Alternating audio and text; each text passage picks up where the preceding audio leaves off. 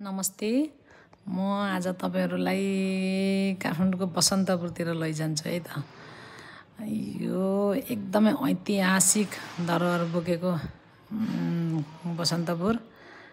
यहाँ यति राम्रो मन्दिरहरू छ, यहाँको दृश्य यति राम्रो छ है। त्यो हेर्न लायकको चाहिँ क्या मन्दिरहरू देख्दा पनि एकै नासको एउटै आकृतिमा बनेको मन्दिरहरू कति राम्रो राम्रो मन्दिरहरू छ हैन। हामी काठमाडौँ जाँदाखेरि सायदै यो ठाउँ जानलाई छुटाउँदैनौँ होला।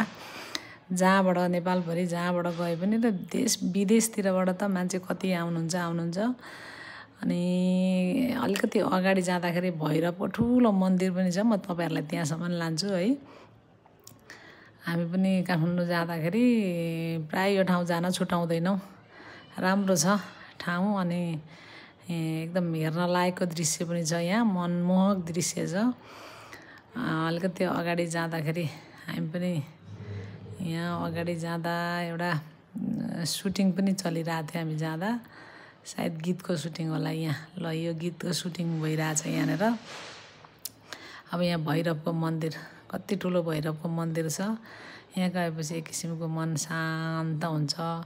यो ठाउँमा चाहिँ जानु अरे, भैरवको दर्शन गर्नु अरे भन्छन्। त्यसमा पनि यो कलियुगका देवता हैन, भैरवको एकदमै पूजा आराधना गर्नु भन्छन्। दुर्घटना भएबाट मुक्ति मिल्छ अरे,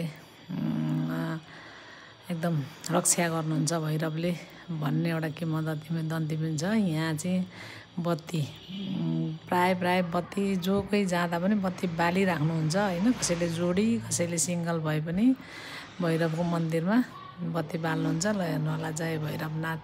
अब यहाँ सुटिङ भइरहेको थियो, गीतको सुटिङ त होला नै यो। मैले पनि यसो एकछिन हेरेँ त्यहाँ उभिएर, त्यति राम्रो त बुझ्न सकिनँ। त्यही पनि यसो भिडियो खिचेँ।